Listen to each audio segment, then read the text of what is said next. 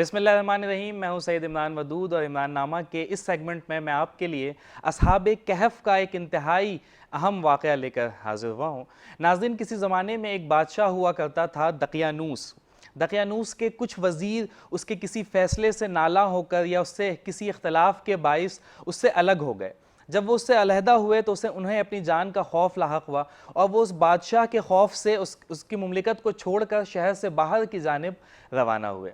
रास्ते में उन्हें एक चरवाहा भी मिल गया जिसके साथ उसका एक कुत्ता भी था और वो इस तरह से भागते हुए जाकर एक गार में पनाह ली।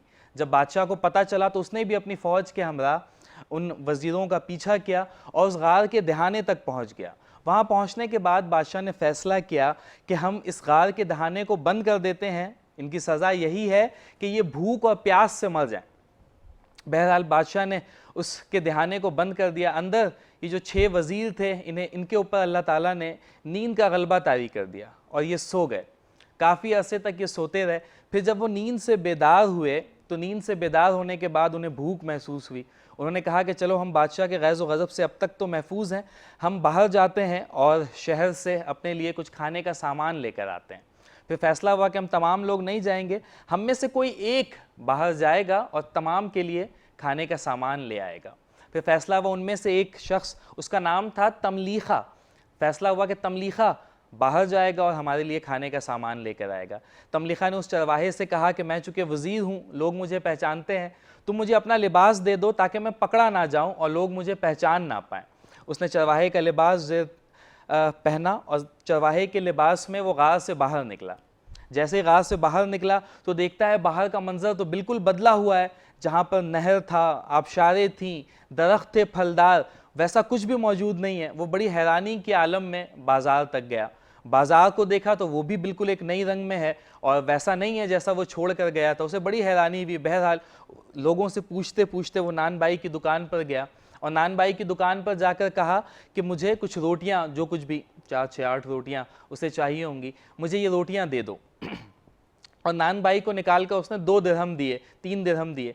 नान बाई ने जब उस दिरहम को देखा तो उसने कहा, क्या तुम्हारे हाथ कोई ख़जाना लगा है? चूँकि ये जो दिरहम तुम दे रहे हो ये तो बहुत कदीम ज़माने में चला करता था और आज तो ऐसा कुछ भी नहीं है। अब यहाँ पर ये शख्स बड़ा हैरान और परेशान हुआ कि मैं तो इसे वही दिरहम दे रहा हूँ। उसने कहा कि मैंने तो 2 दिनों पहले खजूरें बेची हैं बाज़ार में, उससे मुझे ये रकम मिली है, वो मैं तुम्हें अदा कर रहा हूँ। वो कह रहा, मुझे पागल बना रहे हो, ये तो अरसा दराज से काफ़ी अरसा हुआ ये दिरहम चलना यहाँ पर बंद हो चुके हैं। बहरहाल दोनों में तकरार चलती रही और बिल आखिर ये फैसला हुआ कि इस शख्स को बादशाह के पास ले जाया जाए। इस शख्स को बादशाह के पास ले जाया गया। बादशाह के आगे इसने अपना पूरा अहवाल रखा। बादशाह ने कहा, अच्छा ठीक है, अगर तुम्हारा ये कहना है कि तुम इसी शहर के बासी हो और तुम यहीं पे तिजारत करते हो और कुछ दिनों के लिए शहर से बाहर गए थे, अभी वापस आ गए, तो चलो बताओ तुम्हारा घर कहाँ है। उसने कहा कि चलें, मैं आपको अपने घर लेकर चलता हूँ। शहर में निकले। वो शहर उसके पहचान का नहीं था। बहरहाल बड़ी मुश्किलों से पूछते हुए वो एक ऐसे मकान पर पहुंचा जहाँ पर उसको शनासाई महसूस हुई कि यही मकान है गालिबन मेरा। मकान पे दस्तक दी तो एक शख्स बाहर आया। उस शख्स की अबरूएं ढलक चुकी थी, आंखों पे आ चुकी थी, इंतहाई ज़ईफ़ शख्स था। उसने कहा कि तुम कौन हो? इन्होंने अपना तारुफ कराया कि मैं तमलीखा हूँ और ये घर मेरा है।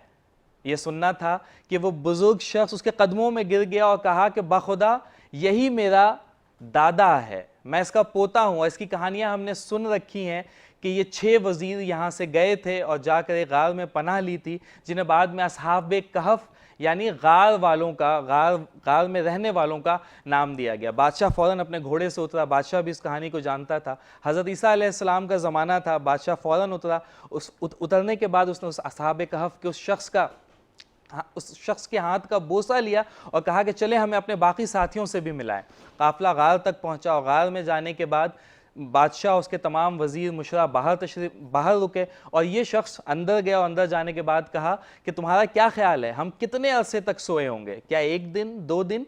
तो उन्होंने जब उन लोगों को बताया कि हम कमोबेश 309 सालों तक यहाँ पर सोते रहे, तो वो भी बड़े हैरान हुए। कहा कि चलो बाहर बादशाह तुमसे मिलने का मुंतज़िर है। लेकिन उन्होंने कहा कि नहीं, हम दोबारा बाहर नहीं जाना चाहते और हमने रब ताला से दुआ की कि हमारे ऊपर दोबारा से वही नींद मुसल्लत कर दी जाए, हमारे ऊपर से दोबारा से हमें गुनूदगी की हालत में मुब्तला कर दिया जाए, तो रब ताला ने उन्हें फिर से नींद की हालत में मुब्तला कर दिया। बादशाह कुछ देर के बाद अंदर आया तो वहाँ पे असहाब कहफ में से कोई भी मौजूद नहीं था। बहरहाल हमें इस कहानी से सबक मिलता है कि जब कभी हम जुल्म के ख़िलाफ़ सर नगू नहीं करते बल्कि सर बुलंद रखते हैं, जुल्म के आगे सर झुकाते नहीं हैं बल्कि हक बात कहते हैं, हक बात कहने से घबराते नहीं हैं, डरते नहीं हैं, तो अल्लाह ताला हमारे लिए असबाब ख़ुद पैदा करता है और ऐसे असबाब भी पैदा कर सकता है जो अक्ल इंसानी को हैरान कर दे, जो अक्ल इंसानी में समा ना सके। आज की कहानी यहाँ तक थी, कल इंशाअल्लाह एक नई कहानी के साथ हाज़िर खिदमत होऊंगा। तब तक के लिए इजाज़त दीजिए।